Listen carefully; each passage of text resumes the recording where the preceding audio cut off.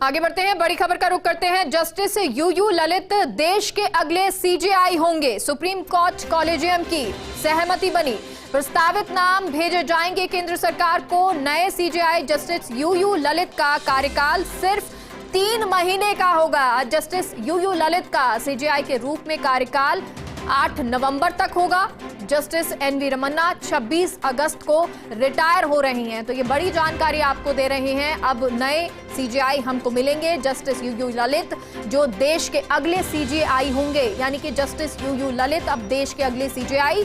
Supreme court collegium की सहमति बनी है और उसके बाद ये नाम साफ हुआ है। प्रस्तावित नाम भेजा जाएगा केंद्र सरकार को। नए सीजेआई जस्टिस यूयू ललित का कार्यकाल सिर्फ 3 महीने का होगा। जस्टिस यूयू ललित का सीजेआई के रूप में कार्यकाल 8 नवंबर तक रहने वाला है।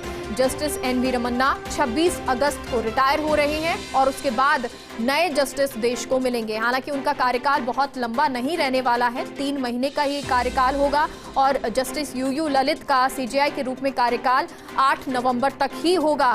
क्योंकि अभी जस्टिस एनवी रमन्ना जो 26 अगस्त को रिटायर हो रहे हैं, उसके बाद नए जस्टिस देश को मिलेंगे।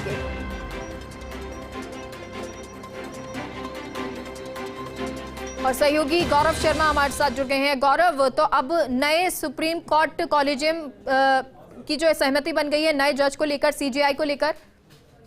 जी बिल्कुल, मैं आपको बताना चाहूंगा कि हम लोग लगातार अपने फर्स्ट इंडिया के दर्शकों को इस विषय को लेकर अपडेट कर रहे थे कि नए सीजेआई कब होंगे और कौन होंगे। तो इसको लेकर आज जो है एक आम सहमति बन गई है और जस्टिस एनवी रमन जो सिटिंग सीजेआई है, उन्होंने आधिकारिक रूप से पत्र भी उनको सौंप दिया है। और इस संबंध में मैं आपको बताना चाहूंगा कि जो जस्टिस यूयू ललित है, इनका जो कार्यकाल है ये बहुत कम समय के लिए रहेगा। या जो 27 अगस्त को ये सीजेआई के रूप में शपथ लेंगे और 8 नवंबर तक का इनका कार्यकाल रहेगा। वर्तमान में जो नालसा के राष्ट्रीय कार्यकारी अध्यक्ष के रूप में वह अपनी भूमिका निभा रहे हैं और ये मूलतः दिल्ली से आते हैं। जी गौरव, जस्टिस यूयू ललित जिनका नाम अब सामने आया है, क्योंकि सीनियरिटी के हिसाब से ही सीजेआई बनाए जाते हैं, तो क्या इसीलिए कॉलेजियम की ये सहमति बनी है? जी बिल्कुल, सुप्रीम कोर्ट कॉलेजियम इस विषय पर लगातार 2 दिन से विचार कर रहा था।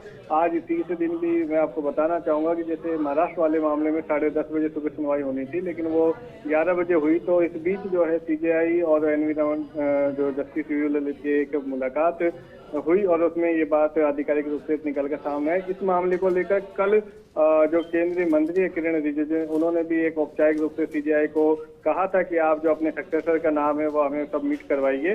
तो अब ये जो नाम है, क्योंकि जस्टिस यूयू ललित हैं वो सीनियर मोस्ट है, तो इसलिए उनका नाम कॉलेजियम ने अप्रूव किया है। ये सेंटर को भेजा जाएगा और इस पर फाइनल जो है ऑर्डर वहीं से ही होंगे। तो फिलहाल हम ये कह सकते हैं कि सुप्रीम कोर्ट की कॉलेजियम में जस्टिस यूयू ललित की सहमति बन गई है और उनका नाम जो है आधिकारिक रूप से सीजेआई के रूप में भेजा गया है। जी गौरव, इसके अलावा भी कोई नाम सामने आ रहे थे, कोई और नाम थे रेस में?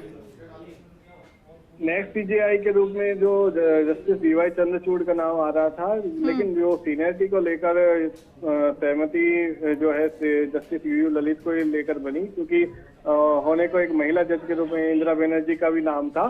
तो लेकिन जो क्योंकि सीनियर मोस्ट होते हैं सीजेआई, इसलिए जस्टिस यूयू ललित को ही आधिकारिक रूप से जो सहमति दी गई है और उनका ही नाम पर फाइनली सहमति बनी है।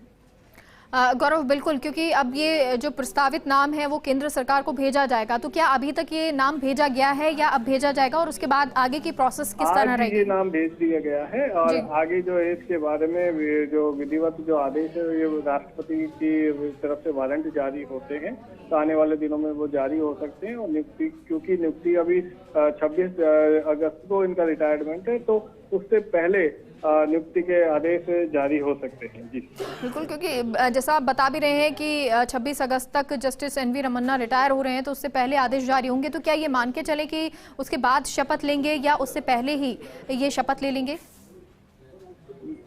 नहीं, ऐसा नहीं होता है। सीजेआई के जाने के बाद ही नेक्स्ट सीजेआई शपथ लेते हैं और औपचारिक रूप से ये घोषणा की जाती है रिटायरमेंट की और जो ऑथ सेरेमनी की, क्योंकि सीजेआई को जो शपथ है वो एक बहुत बड़ा कार्यक्रम होता है। तो इसमें राष्ट्रपति और सहित तमाम देश के प्रमुख लोग उपस्थित रहते हैं और उनके देख रेख में ही सारा कार्यक्रम विधिवत संपन्न होता है। तो वर्तमान में जैसे फेयरवेल के टाइम ही सीजेआई नेक्स्ट सीजेआई को शपथ दिलवा दी जाए, ऐसा कुछ हो सकता है। फिलहाल 26 अगस्त तक सिटिंग जज जो है एनवी रमन रहेंगे, उससे पहले कोई शपथ कार्यक्रम आयोजित नहीं होगा। बिल्कुल, और उसके बाद ये शपथ ग्रहण होगा क्योंकि 26 को रिटायर होंगे सिटिंग जज जो हैं सीजेआई।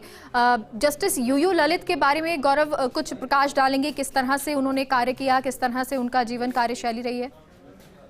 अपना जो लाइफ है वो एक वकील के रूप में प्रारंभ किया था, अधिवक्ता के रूप में आए थे, फिर ये सुप्रीम कोर्ट जज तक पहुंचे थे। सबसे महत्वपूर्ण बात ये आज नालसा में जो राष्ट्रीय विधिक सेवा प्राधिकरण है उसके कार्यकारी अध्यक्ष हैं और वर्तमान में उनके कार्य को पूरे देश में सराहा जा रहा है। जैसा कि अभी कुछ दिन पहले राजस्थान में सभी हाई कोर्ट्स के जो चीफ जस्टिस है और जजेस है उनको लेकर असेंबल हुआ था। फिर अभी दिल्ली में जो है नालसा के तहत जो डिस्ट्रिक्ट जजों का सम्मेलन हुआ था। तो जस्टिस यूयू ललित की जो भूमिका है विधिक सेवा प्राधिकरण में बहुत महत्वपूर्ण रही है। न्याय को गरीब आदमी तक पहुंचाने में इनका प्रमुख रोल रहा है और जो न्यायिक व्यवस्था है उसमें जो परिवर्तन है उसके लिए भी उनको जाना जाता है। और ट्रिपल तलाक को लेकर भी इन्होंने जो है इशू हियरिंग में शामिल थे। तो हम उनके एक लंबा कार्यकाल रहा है, महत्वपूर्ण मामलों में ये शामिल रहे, देश से जुड़े मामलों में शामिल रहे हैं। निश्चित रूप से जो 2-3 महीने का इनका कार्यकाल रहेगा उसमें देश को एक बहुत सीनियर मोस्ट जो जज है वो देखने को मिलेंगे और उनकी न्याय प्रणाली को सुनने का मौका मिलेगा। गौरव, जिस तरह आपने कहा कि ट्रिपल तलाक का जो मामला था उसमें भी उन्होंने भूमिका निभाई थी उस फैसले को लेकर, तो और ऐसे कौन से फैसले थे, किस तरह के जजमेंट रहे उनके जो खास तौर पर देश में देखे जाएंगे या आने वाले समय में उनसे उम्मीद की जा सकती है?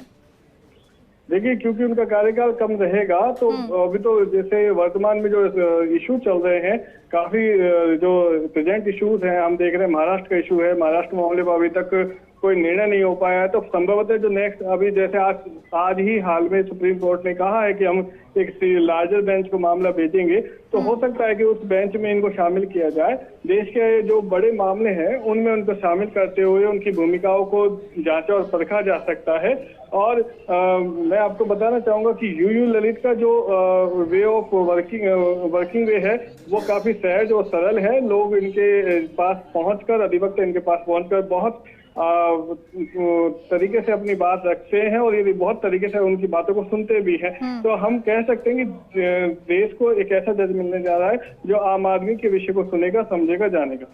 बिल्कुल, बहुत बहुत शुक्रिया गौरव जानकारी के लिए। और हमारे साथ कमलकांत भी हमारे सहयोगी जुड़ गए हैं। कमलकांत, जस्टिस यूयू ललित देश के अगले सीजेआई होंगे और बहुत सारा, हालांकि बहुत लंबा उनका कार्यकाल नहीं रहेगा, लेकिन 8 नवंबर 2022 तक बताया जा रहा है कि वो रिटायर हो जाएंगे। लेकिन इतने समय के कार्यकाल में भी उम्मीद यही है कि बेहतर वो कार्य करेंगे, क्योंकि लगातार वो परिवर्तन के लिए जाने गए हैं, न्याय के लिए वो लगातार कार्य करते रहे हैं। जी बिल्कुल, बताना चाहूंगा मेघा कि 26 अगस्त को सीजेआई एनवी रमन्ना रिटायर हो रहे हैं, सेवानिवृत्त हो रहे हैं। उनके बाद सीजेआई यूयू ललित होंगे। उनका कार्यकाल सिर्फ 3 महीने का होगा। यूयू ललित सीजेआई के रूप में 8 नवंबर तक रहेंगे। जी बिल्कुल। और कमलकांत, आप इसको कैसे देखते हैं, क्योंकि हर किसी सीजेआई जब भी बनते हैं हर किसी का काम करने का वर्क शैली जो है अलग होती है। अगर जस्टिस यूयू ललित की बात करें, इनकी कार्यशैली किस तरह की रही है और इस कार्यशैली को आप किस तरह से देखते हैं? जी बिल्कुल, जस्टिस यूयू ललित को सबसे बेहतर नालसा के कार्यक्रम के लिए माना जाता है कि नालसा जितने भी देश भर में जो राष्ट्रीय विधिक सेवा प्राधिकरण के जो केस लगाए जाते हैं और उनमें बेहतर रेस्पॉन्स मिल रहा है, इसके लिए उनको विशेष तौर से जाना जाता है। चलिए, बहुत बहुत शुक्रिया कमलकांत पूरी जानकारी के लिए।